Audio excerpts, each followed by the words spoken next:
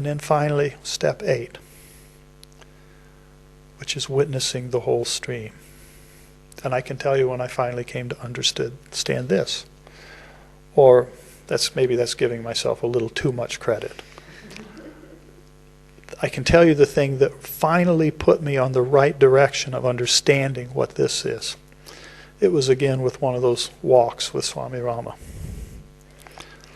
And it was again one of those times that he dumped a couple words at my feet. No conversation, we're just walking along quietly. These 2 words came out of his mouth and went boom right in front of me. They were, witness everything. And you know what I said to him? And once again, he repeated it. Just the 2 words. He didn't say, well, what I meant to say was. That wasn't what I was asking. I just meant, And he said, witness everything. To which I said, And we walked. And I said, Baba, I don't think I know how to do that. Because mine went back scanning the hard drive of the chitta, looking for a matchup of how to do that. You know, if he had said, pass the biscuits, I know what that means. Give me a cup of chai, I would know what that meant. Might not have been the best cup of chai, but I know what it means. He said, witness everything. And I didn't have anything back there that matched up with that. So we're walking. I said, Baba, I don't think I know how to do that. And then he said, and it took a long time for this to sink in why he said this, he just smiled and said, softly, lovingly, he said, it will come. And I figured out later, well, why did he say it will come? And why did he tell me that? And I think that what it was, this is my best guess, I think that he saw that I attempted to figure out what he meant. Because it's just a 2-word sentence. It would have been so easy. Oh, yes, yes, Baba. And by the way, when are you going to really tell me what the practices are? When are you going to give me the secret handshake? You know, or the key to the executive toilet or some such thing from past life. But somehow it struck me and it went inside in such a way that there was an intelligence there that ego was willing to at least get out of the way enough to allow that intelligence to be there and to say out loud to him, I don't think I know how to do that. And I think that alone is the reason that he said it will come. Because he knew I'd chew on it. And after that walk, I dashed back to my room and I wrote it down in my little notebook, witness everything. I didn't know what it meant. I honestly, I did not know what it meant. I sensed something that it wasn't just a silly little comment that we will then walk around and say, oh yeah, witness everything. And that's what I'm doing now. I knew there was more to it. And gradually over time I figured out what he was saying. And it has to do with these 3 things here. If you've done the preparation work, these 3 things at the end of this 8 things, this is meditation. This is the meditation that he's been trying to teach us to do. As he said in the video lecture, not mere japa. Japa is a beautiful practice. Sitting there holding a mala bead in front of your heart, repeating, mantra is a very useful practice. Very good thing to do, but it's not called meditation. It's called japa. This is not anti-japa. It's not anti-mantra. Mantra ought to come out of that silence, take over and lead us to where it came from. But this shows us how to do that. Otherwise, we're just using mantra to bash away what we ought to be doing. And then the principle is, and the way, if you look at this, the way he describes it in here, if you've learned the letting go, you've learned the skill, and you're practicing how to let it come so I can let it go. Let it come. Come, more thoughts, please come. More you people come. Come, come, come, come. So I can practice the skill of doing nothing.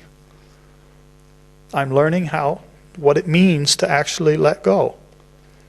that the thoughts are born and die. It's their habit.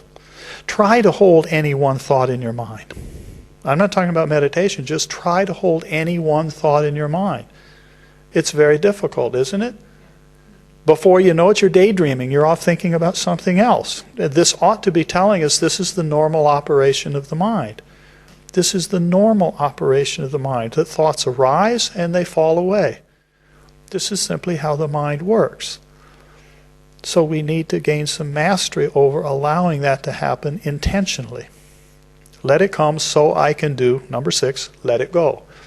And if I can do that, resting on the foundation of the preparation, then I can introspect. I can inspect my thoughts. I can push the pause button, my way of saying, I can push the pause button on the DVD and see reality. Here it is as it is right now. Elsewhere, Swamiji has said that you should inspect all of your fears. We're shot full of fears. If you look at the book, Living with the Himalayan Masters, Swamiji tells a story where he's talking with his master, and his boss tells him, go to the West and teach these fools. Something like that. He used nicer words than I do. And Swamiji says that Swamiji said to him something, well, what do you want me to do? Teach them our religions? And he said, no, you foolish boy. Call him foolish boy. Do you know what he told him first? He said, first, teach them about fear. Second, teach them about self-realization. First, teach them about fear. Don't take my word for it. Look it up. It's there. First, about fear. Why fear? Because we're so busy trying to push all these thought impressions away. And if you're honest about it, what that is fear. We don't want to see them. It might say something about me. Because we haven't figured out yet that none of those memory traces have anything to do with me. I'm pure consciousness. I'm Atman. I'm Brahman. I'm Purusha. I don't care what word you use. That's who I am. I am the center of consciousness. I don't have a center of consciousness. I am a soul. I don't have a soul. I am purity itself. I am truth. I am light. I'm all that kind of stuff.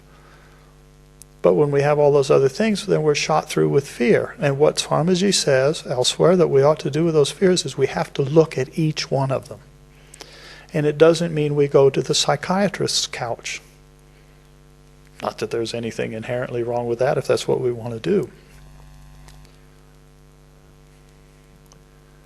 But we learn to let thoughts come so that we can practice the skill, the art of letting them go.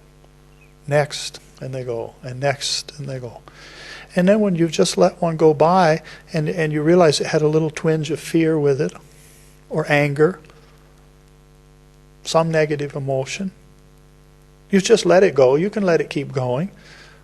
But maybe some part of your memory remembers, hey, this thing is coming up regularly. It just seems like every time I sit down to do meditation, this thought's coming to mind. And I know how to let it go. I know how to push it away too. That doesn't work.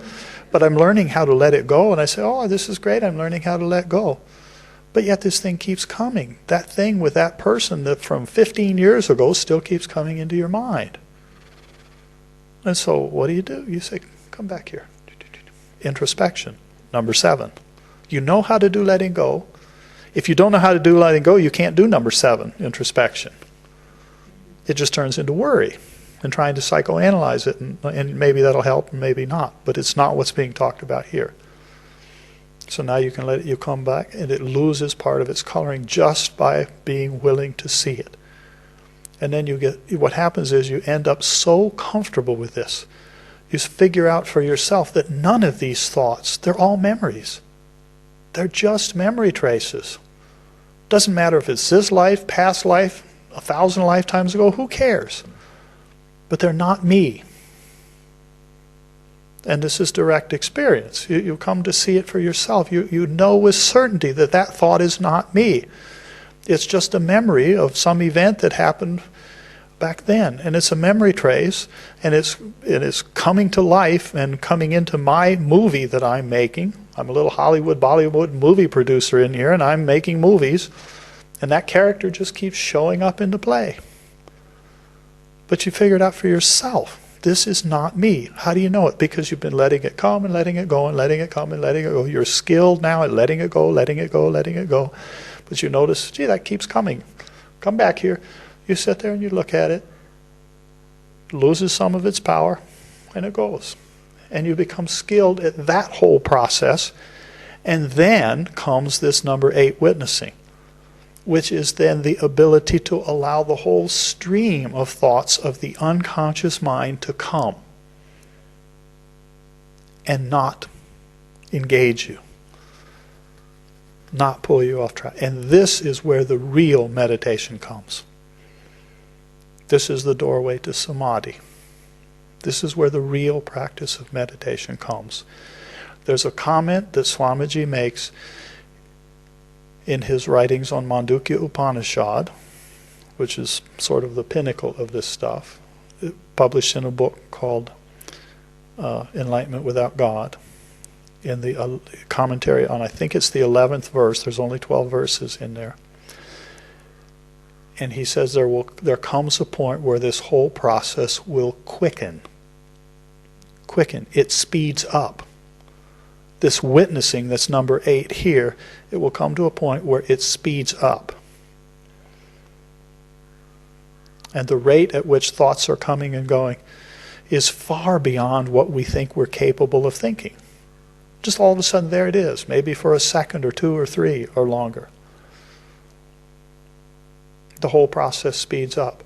This is what's being talked about in the witnessing thing, where he says something like, let's see what he says here, you become a witness to your whole life or some such thing like that.